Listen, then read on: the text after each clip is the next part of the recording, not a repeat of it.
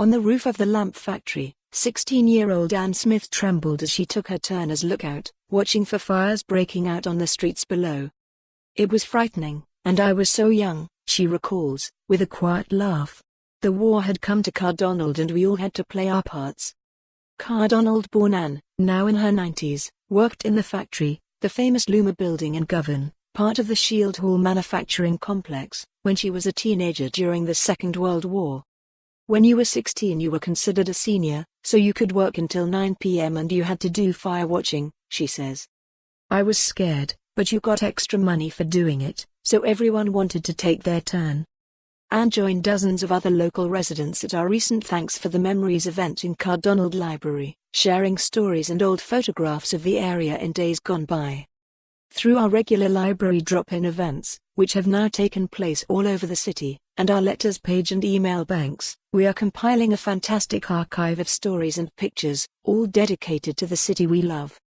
The light bulb factory was the Glasgow headquarters of the British Luma Cooperative Electric Lamp Society Limited, and the distinctive building, with its testing tower, was intended as a symbol of the Empire exhibition which took place in Bella Houston Park in 1938. Anne recalls the Empire exhibition in all its glory.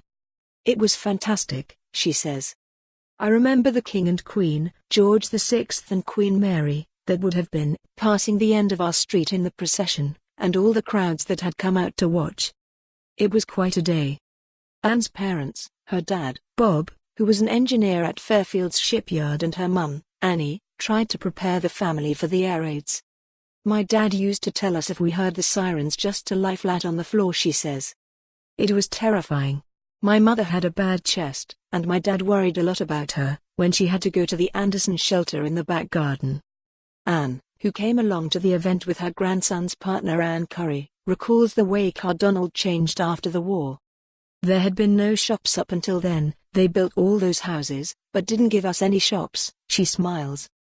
"I remember an old man used to come round the houses on a bicycle, selling toffee and macaroon. When the shops came, though, they were great. My favorites were the Sweetie shop and Reedick's the paper shop. In those days, you got sent for your dad's cigarettes. This was a dry area. For many years, the men had to go to Govan for a drink." Anne Walker lived in Cardonald 53 years ago, with her husband Ian, who was a police officer in the local station. "It was a lovely place to bring up a family," she recalls.